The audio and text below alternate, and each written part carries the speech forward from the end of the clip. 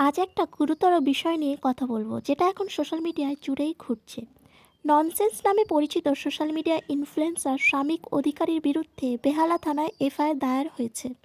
অভিযোগ, এক 22 বছরের তরুণীকে প্রায় 12 ঘন্টা বেআইনি আটক, মারধর, হুমকি এবং শালীনতা লঙ্ঘন হয়েছে। পুলিশ সূত্রে জানা যাচ্ছে, আর বাঙ্গুর হাসপাতালে মেডিকেল পরীক্ষায় শরীরে আঘাতের চিহ্ন মিলেছে। ভারতীয় ন্যায় সংহিতায় বিএনএসের 127(2), 115(2), 7(4) ও 351(2) ধারায় মামলা রুজু হয়েছে। তদন্ত চলছে।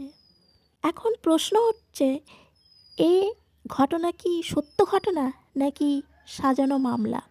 কারণ প্রসঙ্গত মনে করিয়ে দিই, কিছুদিন আগেই শামিকের বাটার নামের ভিডিওটা ভীষণ ভাইরাল হয়েছিল। সেখানে উঠে এসেছিল আরজিকার কাণ্ড, টেট চাকরি হারাদের আর্তনাদ আর বাংলার বর্তমান বিশৃঙ্খল অবস্থা।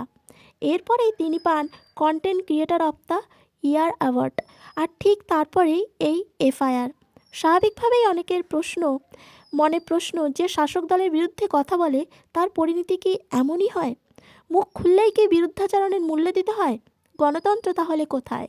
কিন্তু এখানে একটা কথা খুব পরিষ্কার করে বলা দরকার, অভিযোগ আর প্রমাণ এক জিনিস নয়। এফআইআর হওয়া মানেই অপরাধ প্রমাণিত হয়ে গেছে এমন না। মেডিকেল রিপোর্ট আছে ঠিকই, কিন্তু কে দায়ী, কী পরিস্থিতিতে, সবটা তদন্তেই বেরোবে। আইনের চোখে তদন্ত শেষ না হওয়া পর্যন্ত প্রত্যেকেই নির্দোষ। দুঃখের বিষয় হলো, আমরা সোশ্যাল মিডিয়াতে আদালত বসিয়ে ফেলি, কমেন্ট বক্সে সাজা দিয়ে দিই। এতে দুদিকেরই ক্ষতি হয়। যদি অভিযোগ সত্য হয়, ভুক্তভোগী ন্যায় বিচার থেকে বঞ্চিত হতে পারেন। আর যদি মিথ্যা হয়, একজন মানুষের সম্মান ও জীবন ধ্বংস হয়ে যায়। তাই একটাই অনুরোধ, দয়া করে কাউকে আগেভাগে আসামি বানাবেন না। আইনকে তার কাজ করতে দিন।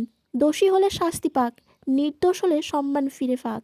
আবেগে নয়, প্রমাণের ভিত্তিতেই বিচার হোক। বাকি সত্যটা সময় বলবে। আপনার এই বিষয়ে কি মত কমেন্টে লিখুন। যদি ভিডিওটা ভালো লাগে একটা লাইক করুন, আর এরকম আপডেট পেতে দ্য বং স্পিল চ্যানেলটি সাবস্ক্রাইব করে